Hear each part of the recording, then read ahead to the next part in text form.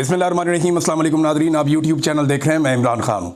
Nadreen, 27वीं आईनी तरमीम, अब उसकी कुछ चीज़ें सामने आ गई हैं और काबीना से मंजूरी के बाद उसको पेश कर दिया गया सेनेट के अंदर। देखें, कैबिनेट से मंजूरी के लिए वज़ीर आज़म पाकिस्तान में है ही नहीं और वहाँ से ऑनलाइन एक काबीना का इजलास होता, इतनी इमरजेंसी है। नहीं, ऐसे पाकिस्तान में कभी भी आईनी तरमीम नहीं हुई, लेकिन क्योंकि ये आईनी तरमीम बहुत इंपॉर्टेंट है और इस आईनी तरमीम के बगैर गुजारा नहीं है और इस आईनी तरमीम की इस वक्त अशद ज़रूरत है, लिहाजा फौरी तौर पे कोशिश की गई कि चलो जहाँ भी प्राइम मिनिस्टर को करवाएं। तो कैबिनेट की अप्रूवल के बाद जनाब, और कैबिनेट की औकात क्या है, सारे वहाँ पे इकट्ठे किए हुए हैं फॉर्म 47 वाले। किसी को पता ही नहीं है कि उसका अपना मैंडेट किधर था, तो तरमीम उन्होंने किधर से पढ़नी है। उन्हें कहा गया जी ये तरमीम आप पास कर देंगे, पास करते हैं। तरमीम उठा के उन्होंने भिजवा दी सेनेट में। अब तरमीम क्या है, इसके ना बहुत सारे पहलू हैं। इसका अदलिया के ऊपर भी असर पड़ेगा, बहुत सारे ओहदों पे असर पड़ेगा, लेकिन तरमीम का जो मेन जो पॉइंट है जो आज हम डिस्कस करेंगे वो पॉइंट है आर्मी चीफ के हवाले से, फील्ड मार्शल के हवाले से इस तरमीम में क्या किया गया। पहले मैं आपको बताता हूँ किया क्या गया, फिर मैं आपको बताता हूँ क्यों किया गया, और फिर मैं आपको बताता हूँ इसका नतीजा क्या निकलेगा। सबसे पहले तो जनाब आप ये देख लें, ये बहुत सारे लोगों ने इसके बारे में लिखा है, तो ये एक तहरीर है जहाँ से मैं आपको बता रहा हूँ कि एक्चुअली इन्होंने 27वीं आईनी तरमीम में पाकिस्तान की अस्करी कमान के ढांचे से मुतालिक कई नई शिकें आईने पाकिस्तान में शामिल कर दी हैं। यानी जो पूरा का पूरा पाकिस्तान का एक अस्करी ढांचा है, फौज का एक ढांचा है, उसकी जो कमान है जो आर्मी चीफ करता है उसके अंदर तब्दीली कर दी है और आईन में तरमीम करके उस तब्दीली को किया गया है। अच्छा, नंबर एक ये किया गया कि chairman joint chief of staff committee का खात्मा, यानी पहले दो बंदे लगते थे ना 3 साल के बाद, एक आर्मी चीफ लगता था और एक chairman joint chief of staff लगता था। ये दो बंदे लगते थे। साहिर साहब थे इस मरतबा, अब वो अगली दफ़ा कोई भी नहीं होगा, तो उन्होंने ये ओहदा ख़त्म कर दिया। ये ओहदा अब 27 नवंबर 2025 से ख़त्म कर दिया जाएगा और नई कमांड पोस्ट का एक क़याम कर दिया गया, एक नई कमांड पोस्ट बना दी गई। यानी ये इख्तियारात जो हैं वो अब आर्मी चीफ को मिल गए हैं, ये वाले भी। वज़ीर आज़म चीफ ऑफ आर्मी स्टाफ जो बैक वक्त चीफ डिफेंस फोर्सेस के तौर पर भी खिदमात सर अंजाम देंगे की सिफारिश पर नेशनल स्ट्रेटेजिक कमांड का कमांडर पाकिस्तान आर्मी के अफसरान में से तैनात करेंगे और इसकी तनख्वाह और मुराद का तयन भी वज़ीर आज़म करेंगे। यानी ये जो एटम बम जिसके हाथ में होता है ना, ये बहुत इंपॉर्टेंट ओहदा है, बहुत, यानी आर्मी चीफ के बाद एक बहुत अहम तरीन ओहदों में से एक ओहदा DGISI का होता है और एक ये ओहदा है, और ये ओहदा होता है नेशनल स्ट्रेटेजिक कमांड का, कमांडर के जो कमांड होती है उसका ये ओहदा होता है। उसको भी आर्मी चीफ ने अपने हाथ में ले लिया कि उनकी अप्रूवल के बगैर या उनकी तजवीज़ के बगैर या उनकी सिफारिश के बगैर वज़ीर आज़म किसी को तैनात कर ही नहीं सकता। ये बंदा वज़ीर आज़म अपनी मर्जी से नहीं ला सकता। ये इख्तियार भी आर्मी चीफ ने अपने पास रख लिया और उसकी तनख्वाह और मुराद का तयन भी वज़ीर आज़म करेंगे। अच्छा, नंबर 3 इसमें एक और बड़ी इंपॉर्टेंट चीज़ है कि आला फौजी रैंक रखने वालों के लिए उम्र भर की मुराद, यानी जिनके आला फौजी रैंक्स हैं ना, जैसे फील्ड मार्शल हो गया, जैसे इस किस्म के और अहदेदार हो गए, इनकी जनाब जो मुराद है इनको सारी ज़िंदगी मिलती रहेंगी, वो ख़त्म नहीं होगी। जब तक ये ज़िंदा रहेंगे इनकी मौजें लगी रहेंगी, इनकी तनख्वाहें, इनकी ये चीज़ें सारी इनको मिलती रहेंगी, मुराद इनको मिलती रहेंगी। फिर वो अफसरान जिन्हें फील्ड मार्शल का ओहदा दिया गया हो या marshal of the air force का ओहदा दिया गया हो या एडमिरल ऑफ द फ्लीट के ओहदे पे, अच्छा ये ओहदे नॉर्मली मिलते नहीं होते। फील्ड मार्शल का ओहदा ये जंग के बाद मिलता होता है। अगर किसी को आइंदा किसी आर्मी चीफ को फील्ड मार्शल का ओहदा चाहिए होगा तो उसे एक जंग करनी पड़ेगी पाकिस्तान की किसी मुल्क के साथ, या तो अफगानिस्तान के साथ जंग कर ले। अब इस ओहदे के अंदर इतनी पुरकशिश चीज़ें रख दी गई हैं, पहले मैं आपको बता दूं है क्या, फिर आपको बताता हूं कि जंग क्यों करनी पड़ेगी आने वाले आर्मी चीफों को। अच्छा, इसमें वो कहते हैं जी तरक्की दी जाएगी, अपने रैंक, मुराद और यूनिफॉर्म ताहयात तक इनके बरकरार रहेंगे। ये अफसरान जिन्हें कौमी हीरोज करार दिया जाएगा को सिर्फ आइन के आर्टिकल 47 में दर्ज तरीकाकार के तहत ही बरतरफ किया जा सकेगा।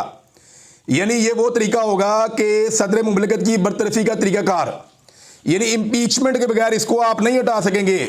वज़ीर आज़म का ये इख्तियार कि वो आर्मी चीफ को तब्दील कर दे या उसको हटा दे, ये इख्तियार उससे वापस ले लिया गया है और ये ख़ास तौर पे उन लोगों के लिए जिन्हें फील्ड मार्शल करार दिया जाए। यानी फील्ड मार्शल को हटाने का इख्तियार वज़ीर आज़म से चला गया, और अगर फील्ड मार्शल को हटाना है तो उस तरीके से हटाना पड़ेगा जिस तरीके से सदर की इम्पीचमेंट की जाती है, या कम से कम 2/3 अक्सरियत किसी के पास होगी तो वो आइन में तरमीम करके ये काम कर सकता है, अदरवाइज वो ये काम कभी भी नहीं कर सकता।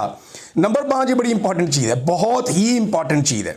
और ये है कि आइन के आर्टिकल 248 के तहत सदर मुमलिकत को जो इस्तिस्ना हासिल है, यानी इसके ऊपर केस नहीं बन सकता। सदर मुमलिकत पे आपको पता है केस बन नहीं सकता।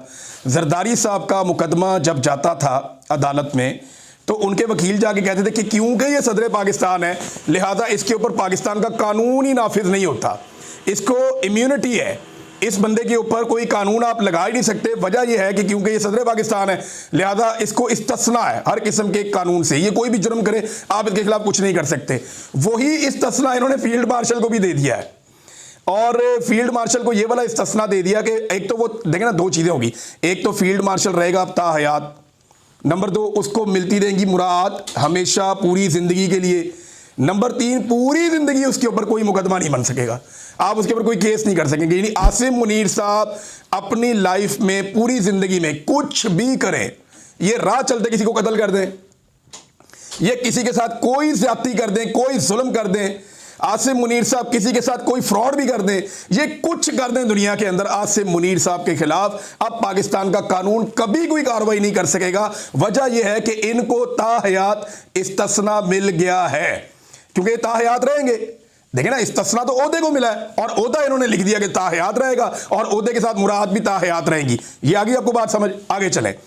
अच्छा जी, कमांड खत्म होने के बाद की जिम्मेदारियां, यानी अगर इनकी कमांड खत्म हो जाती है, फर्ज करें कि आर्मी चीफ की मुद्दत पूरी हो जाती है लेकिन फील्ड मार्शल वो शख्स सारी उम्र रहेगा, लेकिन आर्मी चीफ की मुद्दत खत्म होने के बाद जब शहबाज शरीफ एक नया आर्मी चीफ ले आएगा या नवाज शरीफ ले आएगा या इमरान खान ले आएगा, कोई भी जब एक नया आर्मी चीफ आ जाएगा तब भी ये इख्तियार मौजूद रहेगा कि वफाकी हुकूमत इन अफसरान की आइंदा जिम्मेदारियां और फ़राइज़ कौमी मुफाद के तहत तय करेगी कि आइंदा जनाब इनसे हमने क्या काम लेना है या ये आइंदा क्या काम कर सकते हैं।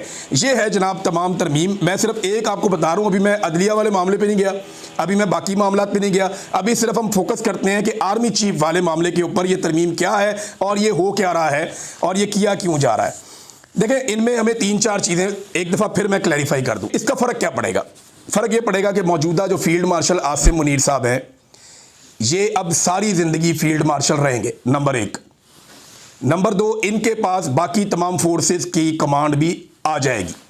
नंबर 3, जो अहम तरीन पोस्ट है जहां पे पाकिस्तान के स्ट्रेटेजिक बहुत बड़े बड़े एटम बम ये वो सब, वो कमांड भी इनकी मुशावरत के साथ ही बंदा आएगा या इनकी सिफारिश के साथ बंदा आएगा। इनकी सिफारिश से बाहर वज़ीर आज़म कुछ नहीं कर सकता। नंबर 4, इनको ताहयात, क्योंकि इन्होंने फील्ड मार्शल रहना है तो ताहयात इनको इनकी मुराद मिलती रहेंगी। नंबर 5, जब ये ताहयात फील्ड मार्शल रहेंगे तो ताहयात इनको एक इस्तिस्ना आइन में मौजूद रहेगा कि इनको कोई छेड़ नहीं सकता, इनको कोई उंगली नहीं लगा सकता, इनके ऊपर कोई केस नहीं बन सकता। पाकिस्तान का कोई थाना, कोई FIA का दफ्तर, कोई किसी भी एजेंसी का दफ्तर, कहीं पे कोई मुकदमा आसिम मुनीर साहब के ऊपर नहीं बन सकेगा। वजह क्या है कि उन्हें एक कानूनी इस्तिस्ना हासिल हो चुका है और ये आइन में दर्ज कर दिया गया है कि उनके खिलाफ कुछ नहीं होगा। वैसे ये लगे हाथों जरदारी ने और गवर्नर ने भी ले लिया कि सारी जिंदगी के लिए इसके अंदर उन्होंने शामिल किया हुआ है। अभी तरमीम पास नहीं हुई लेकिन शामिल इन्होंने करवाया हुआ है कि जरदारी को भी और जो गवर्नर थे उनको भी, यानी सदर को भी और गवर्नर को भी, जितने भी हैं उन सबको भी ताहयात इस्तिस्ना होगा, उन्हें कभी भी उनके ऊपर कोई केस नहीं बनेगा। लेकिन इसका इतलाक जो है वो आइंदा से करेंगे, पीछे से नहीं करेंगे। अभी वालों को फायदा देंगे, पहले वालों को बिल्कुल फायदा नहीं देंगे। पहले वालों को दिया तो उमर चीमा बाहर आ जाएगा, पहले वालों को दिया तो बाकी लोग जो है उनकी भी बचत हो जाएगी।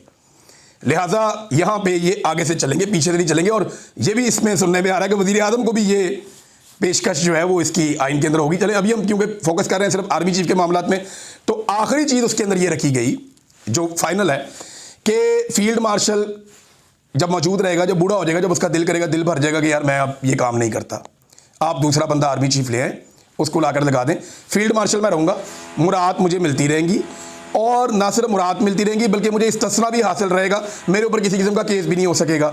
ये चीज़ हो गई।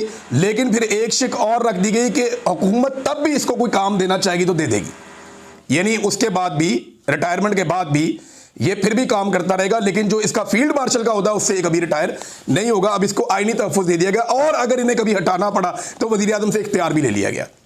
सदर वज़ीर आज़म किसी के पास कोई इख्तियार नहीं है। इनको हटाने के लिए आपको पूरा एक आईनी तरमीम करनी पड़ेगी, या तो 2/3 अक्सरियत से, या फिर जिस तरह सदर पाकिस्तान की इम्पीचमेंट होती है वैसे आप फील्ड मार्शल को हटाएंगे। अब ये तो होगी नाज़रीन तरमीम। इस तरमीम की वजह क्या है ये आपको ज़रा समझना पड़ेगा। नंबर 1, इसकी वजह यह है कि आसिम मुनीर साहब को पूरा यकीन है कि इमरान खान वापस आ रहा है। उन्होंने सब कुछ करके देख लिया, लेकिन फील्ड मार्शल आसिम मुनीर को पूरा यकीन है, जैसे दिन की रोशनी में आपको दिन का यकीन होता है ना, ऐसे आसिम मुनीर साहब को पूरा यकीन है कि वो इमरान खान का रास्ता नहीं रोक पाएंगे।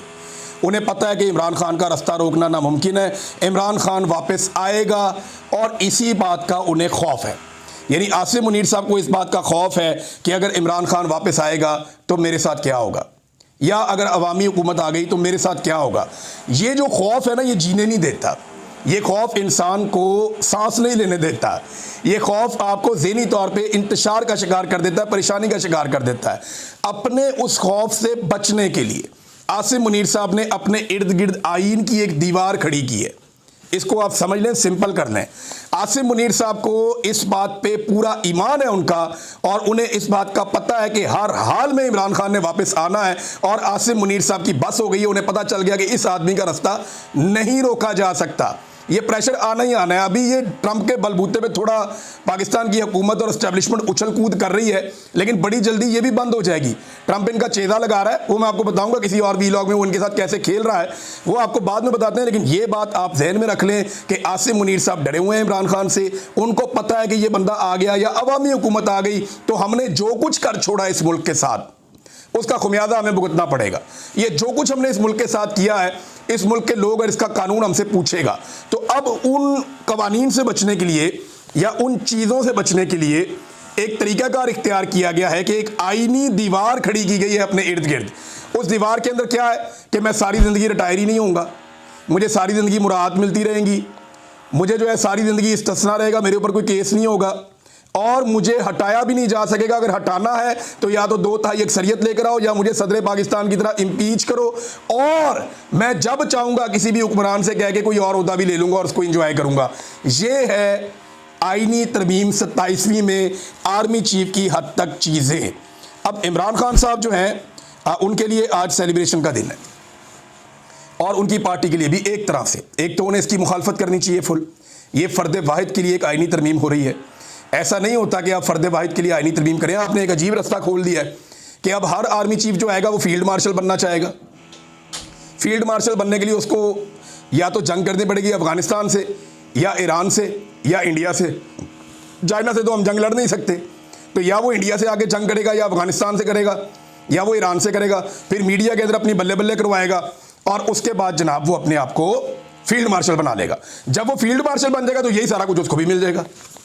देखिए ना, आपने हर आर्मी चीफ के लिए रास्ता खोल दिया कि जब वो आए तो उसको फौरी तौर पे फील्ड मार्शल बनने के लिए एक जंग करनी होगी, और वो जंग में उतर जाएगा कौम को लेकर कि भाई मैं तो फील्ड मार्शल बनना चाहता हूं। आर्मी चीफ तो इतना रह गया है, फील्ड मार्शल तो इतना बड़ा है। फील्ड मार्शल को तो इस्तिस्ना है, फील्ड मार्शल की तो मुराद ताहयात है, फील्ड मार्शल का ओहदा ताहयात है। फील्ड मार्शल पे सारी जिंदगी केस कोई नहीं हो सकता। फील्ड मार्शल को कोई वजीर आजम, कोई किसी का बाप भी हटा नहीं सकता, लिहाजा उसको हटाने का तरीका भी बहुत मुश्किल कर दिया है। तो मैं तो बनूंगा फील्ड मार्शल, जो आर्मी चीफ बनेगा, और फील्ड मार्शल बनने के लिए वो वही करेगा जो ज़रूरी है। यानी एक आधी जंग या लड़ाई करनी पड़ेगी, उसके बाद कोई फील्ड मार्शल का ओहदा मिलता है। अदरवाइज़ तो ऐसे फील्ड मार्शल का ओहदा कोई सड़कों पे तो नहीं मार देता रेवड़ियों की तरह। यहाँ पे तो इस दफ़ा फील्ड मार्शल आसिम मुनीर साहब बन गए, जैसे भी बन गए। एयरफोर्स ने तैयारे गिराए इंडिया के, लेकिन ये कोई इतनी बड़ी जंग नहीं थी, हमने कश्मीर फतह नहीं किया, लेकिन वो फील्ड मार्शल बन गए। अब उस ओहदे का फ़ायदा उठाते हुए उन्होंने अपने लिए एक आहनी दीवार खड़ी की, और आईन से बनी हुई आहनी दीवार खड़ी की कि इमरान खान इस दीवार के पार आके मुझे ना मार सके। आप अंदाज़ा करें कि जेल में बैठा हुआ कैदी नंबर 804 इनके आसाब पे कितना सवार है। आज पहली मरतबा मुझे महसूस हुआ कि आर्मी चीफ हमारे जो हैं वो इमरान खान से डरते हैं। मुझे पहली दफ़ा एहसास हुआ। मुझे इससे पहले नहीं लगता था। मुझे लगता था कि शायद सिस्टम इनसे डरता है, सियासतदान इनसे डरते हैं, या ये इनको खौफ नहीं है इस बात का। यानी मुझे कन्फ्यूजन रहती थी, लेकिन आज मेरी कन्फ्यूजन दूर हो गई। जो मेरे सोर्सेज मुझे कहते थे ना कि ये दिन रात डरते हैं इमरान खान से, ये खौफज़दा है इमरान खान से, वो मुझे बार बार लोग जो हैं दावा करते थे मेरे सोर्सेज, और मैं सोचता था यार वाकई ये बात ठीक कर रहे हैं। तो 100% इमरान खान ने इनकी रातों की नींदें उड़ा दी हैं। इन्हें समझ नहीं आ रही कि इस आदमी से बचना कैसे है, क्योंकि उसके साथ अवाम की ताकत है, और सबसे बड़ी बात यह है कि अल्लाह रब्बुल इज़्ज़त उसकी मदद कर रहा है और उसकी इज़्ज़त में इजाफा कर रहा है, लोगों के दिलों में उसके लिए प्यार डाल रहा है। अब मैं एक चीज़ आपको और बताऊं जितने भी लोग आज तक ताकतवर हुए हैं ना, वैसे पूरी तरमीम में आवाम के लिए कुछ नहीं है। अगर किसी को लगता है कि उनके लिए खुशखबरी निकलेगी, कुछ भी नहीं निकलेगा। ये अशराफिया की तरमीम है, उन्होंने आपस में मिलजुल के कर दी है। अदलिया का जो कचूमर निकला वो आपको अगले व्लॉग में बताऊंगा। लेकिन एक बात मैं आपको कैटेगोरिकली बता दूं कि जब भी कोई जालिम होता है ना, जब वो अपना पूरा बंदोबस्त कर लेता है, जब उसे लगता है कि अब उसे कोई छू भी नहीं सकता, जब उसे लगता है कि मैंने सारे अपने हर तरफ से दरवाजे बंद कर लिए हैं, जब उसे ये लगता है कि उसने बड़े बड़ी फसीलें खड़ी कर दी हैं, जब उसे लगता है कि उसने एक ऐसा किला बना लिया है जिसे कभी कोई फतह नहीं कर सकता, तो तब अल्लाह रब्बुल इज़्ज़त मूसा को भेजता है।